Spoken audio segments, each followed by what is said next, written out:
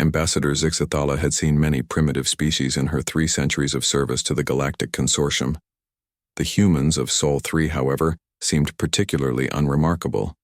Their crude chemical rockets barely scraped the edge of their own star system. Their weapons still relied on kinetic projectiles, and their computational systems used primitive silicon substrates that any first-year engineering student could surpass.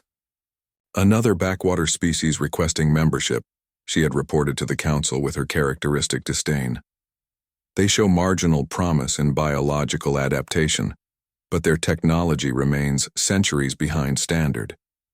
The humans had appeared before the consortium with their quaint metal ships, speaking through translation devices that crackled with static.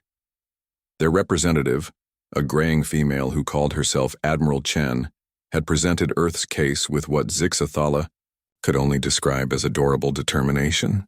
"We know we're not the most advanced species you've encountered," Admiral Chen had admitted, her weathered hands clasped behind her back. "But we're quick learners, and we have something unique to offer." Zixathala's mandibles had clicked in amusement. Every primitive species claimed to have something unique. The Karathi had boasted of their crystalline minds. The Vexani had proclaimed their mastery over gravity. All had proven disappointingly ordinary once the consortium's scientists had analyzed their capabilities. "And what might that be?"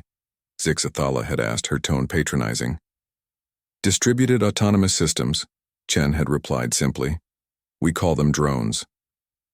The demonstration had been quaint. A few dozen small flying machines, each no larger than a human hand, had performed basic reconnaissance patterns around their primitive vessel. Zixathala had barely paid attention. Most species developed rudimentary automated systems eventually. The Council had voted to deny Earth's membership application, as expected. The humans were classified as pre-contact civilization, Tier 7, and scheduled for re-evaluation in 50 standard years. It was generous, really. Most species at their level waited a full century. 3 months later, everything changed.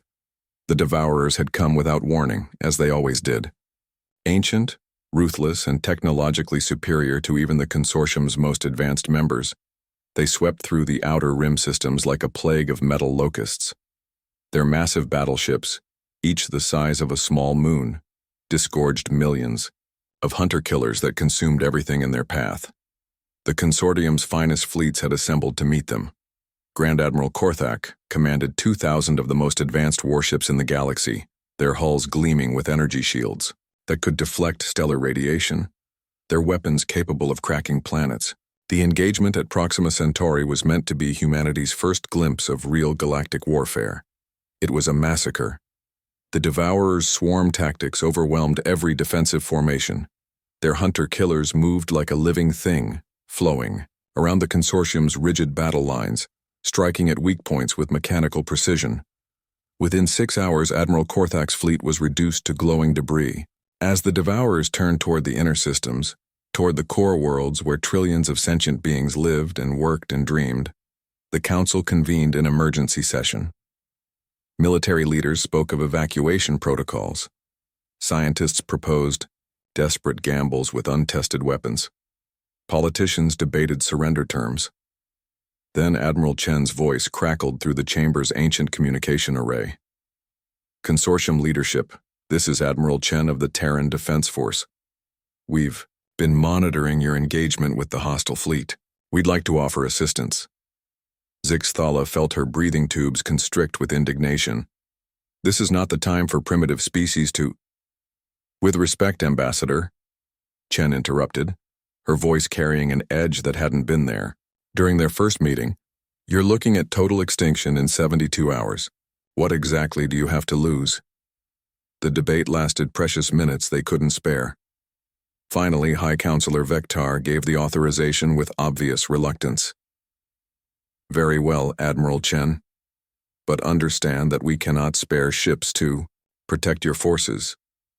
"We won't need protection," Chen replied. "We're not sending ships." The first sign was a shadow on the long-range sensors, a cloud that seemed to pulse and shift as it moved toward the Devourer fleet at impossible speed. Zixthala watched from the observation deck of Station Prime as the shadow resolved into individual contacts. Thousands of them. Then millions. "What are we looking at?" she whispered to her aide. The answer came from Admiral Chen herself, her image appearing on the main display. Behind her, Zixthala could see humans working frantically at control stations, their faces illuminated by the glow of countless monitors. 37 million combat drones, Chen said matter-of-factly. Each one autonomous, networked, and equipped with adaptive AI. Every factory on Earth has been producing them for the last decade. Every human child learns to control them like you'd teach a pet. Every programmer contributes to their collective intelligence. The tactical display exploded into chaos as the drone swarm hit the Devourer fleet. Unlike the rigid formations of consortium warships, the human drones moved like a flock of birds, each unit responding instantly to threats while maintaining perfect coordination with the whole.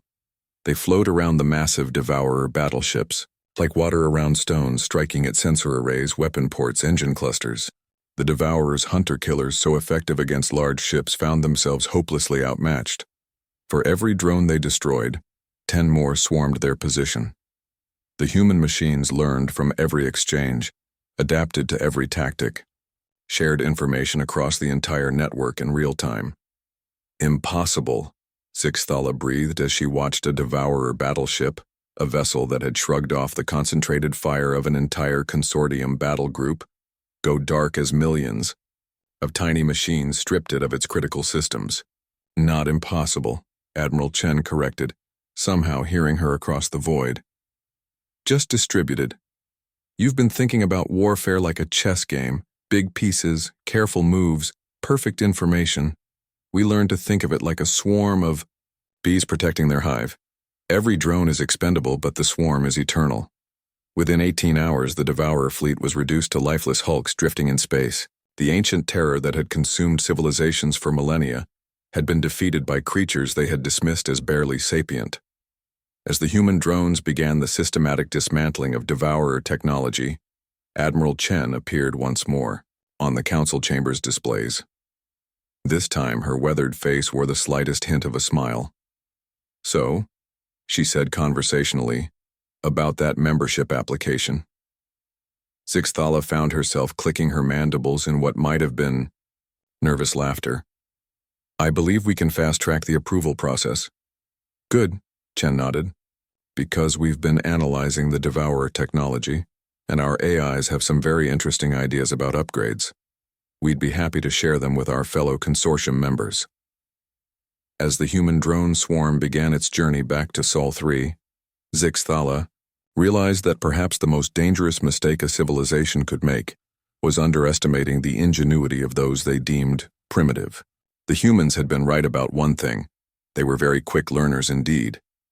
And now, with 37 million mechanical teachers returning home with the secrets of advanced technology, she had the distinct feeling that the galaxy was about to learn just how quickly humans could evolve.